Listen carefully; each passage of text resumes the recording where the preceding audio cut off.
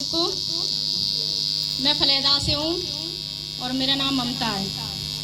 मेरी पहली गवाही ये है, जब मैं दिल्ली जॉब करती थी तो मैं ट्रेनों में जाती थी, तो किसी बच्चे का भी हाथ लग जाता था मेरे सर पे तो मेरे परेशानी बनती थी, तो मुझे उठा उठा के लाते थे। मुझे पता नहीं रहती थी महीने में जन कितनी बार बन जाती थी। तो मुझे जो मेरे साथ की थी वो भी छोड़ छोड़ के भग जाती थी। मुझे कहने लगी पता नहीं इसके क्या रोग है, तो मैंने छोड़ दिया। मैंने कि ठीक है, जब मेरे को दुख में साथ ही नहीं दे रहा तो मैंने सबका साथ छोड़ दिया। फिर जिस दिन से फलेदा में प्रेयर करनी चालू करी भैया ने, तो मेरे सर पे हाथ रख के भैया ने प्रार्थना करी और प्रेयर हुई मेरे ऊपर। जब से मेरे सारी दिक्कत ख़त्म हो गई। मैंने अपने बच्चों से बोला कि अब मेरे कुछ नहीं होता। मेरी बेटी कहने लगी मम्मी मैं आप पे तेल लगा दूँ, तो मैंने बोला मैंने कि बेटा रहने दो, कि नहीं मम्मी आज मैं लगा देती हूँ। मैंने कि चलो लगा दो। जैसे उसने तेल लगाना स्टार्ट करा तो कहने लगी मम्मी कुछ हो रहा है। मैंने कि नहीं कुछ नहीं हो रहा। तो कहने लगी मम्मी ठीक हो? मैंने हाँ मैं बिल्कुल ठीक हूँ, मुझे प्रभु पे पूरा विश्वास है। और जिस दिन से भैया जा रहे हैं ना हमारे घर पे, तो मैंने ये नहीं सोचा कि मेरे घर पे भैया आ रहे हैं, मैंने सोचा है मेरे घर पे प्रभु आ रहे हैं। और दूसरी गवाही मेरी ये है कि मेरे हस्बैंड 14 साल से ड्यूटी नहीं करते थे। जब भी मैं बोलती थी तो तभी मना कर दिया करते थे मेरे से, कहते मैं नहीं जा रहा। मैंने कि क्यों? बच्चे जवान हो रहे हैं, आगे को और भी खर्चा होगा। तो मेरे बच्चे कहने लगे मम्मी आप पापा से बोलते हो, पापा गुस्सा हो जाते हैं, इससे तो अच्छा मत बोलो। मैंने बेटा एक ना एक दिन तो कमाना पड़ेगा।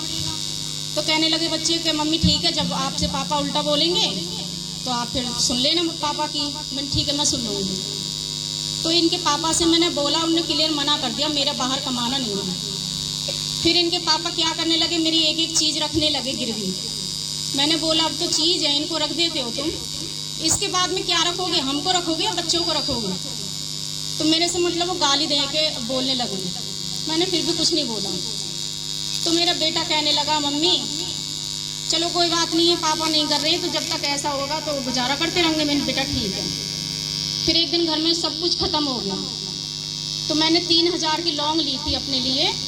मेरे पास में 3 थी, तीनों में से मैंने एक बेच गई, वो गई थी 1200 रुपये की। उसमें मैंने सिलेंडर भरवा लिया। फिर मैंने इनसे बोला, मैंने कि मेरे कान के, नाक के, हाथ के, पैर के सारे रख दिए आपने, अब क्या रखोगे? तो फिर मैंने भैया से बोला, भैया कहने लगे आप विश्वास करो सब कुछ ठीक हो जाएगा। मैंने कि ठीक है भैया जी मैं विश्वास करती हूँ। मैंने सब कुछ छोड़ दिया, जैसे मेरी कहानी चल रही है चलने दो, मैंने किसी से कुछ नहीं बोला।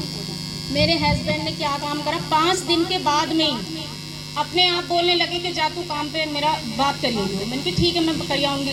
मुझे विश्वास नहीं था, मुझे पता था ये काम छोड़ के चले आते हैं, ये करते ही नहीं है, झूठ बोल के मेरे साथ चले जाते। क्योंकि दिल्ली में भी इन्होंने कई बार बोला था मेरे से, ये छोड़ छोड़ के बतियाते हैं।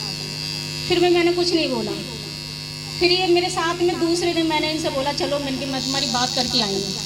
तो इन्होंने मेरे से क्या बोला, आज मैं कपड़े धो रहा हूँ और कल से मैं चलने लगूँगा, मैं आज नहा लूँ। मैंने कि ठीक है प्रभु जैसा आप करोगे वैसा होगा।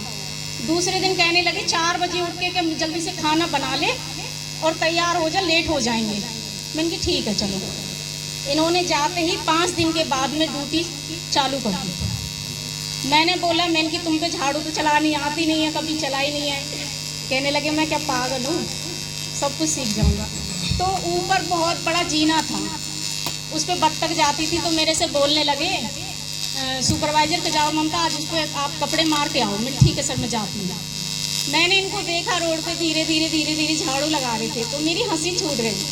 मैं कहने लगे मैंने प्रभु ने कुछ तो सिखाई दिया इनको। उसी दिन से अब ना तो ये छुट्टी कर रहे और ना घर पे रुक रहे हैं, उसी दिन से डेली अप डाउन कर रहे हैं। ओह जीसस, तारीफ करें।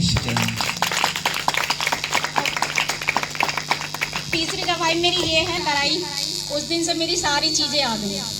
ओह जीसस, तारीफ करें ईश्वर के नाम।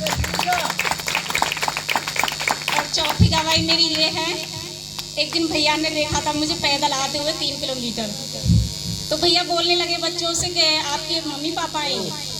तो बच्चे कहने लगे हाँ भैया जी हमारे मम्मी पापा आएंगे। पैदल ही जाते हैं? हाँ भैया जी पैदल ही जाते हैं। कोई बात नहीं, आप परमेश्वर पे विश्वास करो, इनके लिए गाड़ी लग जाएगी। दूसरे दिन से गाड़ी लग गई।